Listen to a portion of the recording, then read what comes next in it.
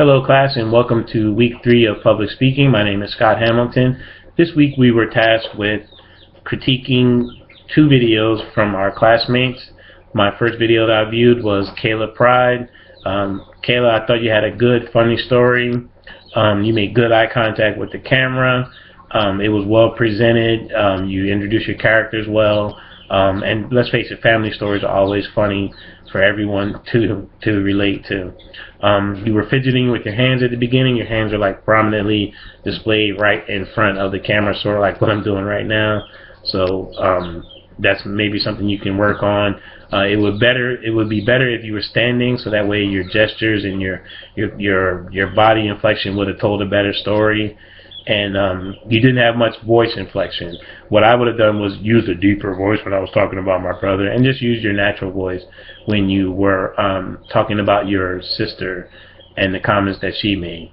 The second video I viewed was Nickell. Josh, again, that was a very good story. You recalled all the facts very well of how you found the dog right before your vacation. I mean, the more you talked, the more I felt like I was right there, because of the details that you gave in your story were really, really good.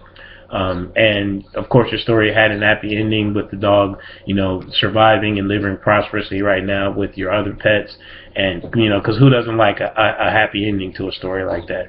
Some of the critiques I have for you is your voice inflection. Your whole story took place with the same tone the entire time. You kind of just went, as you started your story, you just talked in the same level and nothing really ever changed. You should have been happier when you were giving good news. You should have been a little bit more bleak when you were giving bad news. But overall, it was a good story. And then there should have been more movement. It was almost like you were standing there with your background and you just stood there the whole time and just talked, and you barely even made any kind of hand gestures or shoulder movements or any head movements or anything like that, which helps your audience relate to what you're trying to get across. And then as for myself, my week 2 story, I'm probably going to be the toughest on myself because, well, let's start with the good things. It definitely is a funny story. Every time I tell it, everybody seems to laugh about it. The cultural differences and the differences between East Coast and the West Coast. My eye contact was good, which surprised me because most of the time in my informal speaking, I very, very rarely ever make eye contact with people. And then I'm going to have to shoot the next one with a better camera angle, because the camera angle was so far above that it appeared as though I was leaning forward the entire time. So I'll definitely use a better camera angle.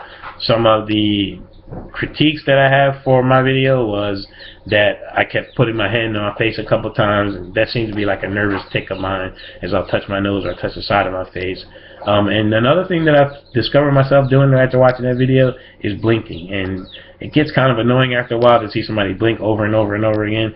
Even though we do live in the desert, and the desert does have a lot of dust, I really need to make sure that I stop blinking so much. And then my posture, as of right now, you can see my posture is not the greatest. I need to sit with my shoulders back, my head up, and it even helps my speaking and my voice inflection. So thanks again for watching. Good luck to everyone in the class, and I will see you all next week.